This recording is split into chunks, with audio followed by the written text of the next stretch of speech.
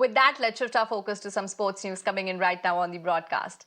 New Zealand boosted their chances of advancing to the semis of the World Cup with a 5-wicket dominating victory over Sri Lanka. Now, returning to its winning ways, New Zealand put Sri Lanka to bat and restricted the Lions to 171 runs. Kiwi openers gave a steady start to the innings, which was then followed by a minor collapse of wickets. However, it had little to no effect on New Zealand easily crossing the finish line. The win puts New Zealand in driver's seat with 10 points. For more on this, let me go across to my colleague Gaurav, who joins us on the phone line. Gaurav, a very good morning to you. This win puts New Zealand in the driver's seat with 10 points. Now, can we expect them in the semis? Very good morning to you and all our viewers.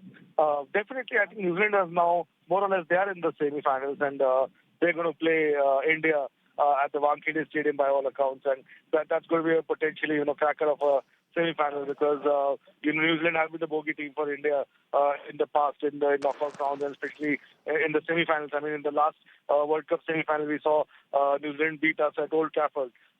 They did well to beat Sri Lanka, which was always expected. Sri Lanka, I thought, were highly disappointing in this World Cup after a decent start.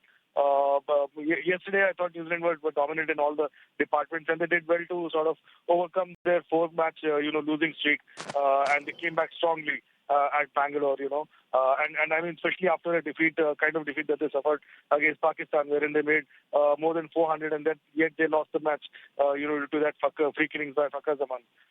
So all in all, New Zealand, they look good, and much will be expected from Ravindra, Rachin Ravindra in the semi-finals. He scored, I think, around 565 runs.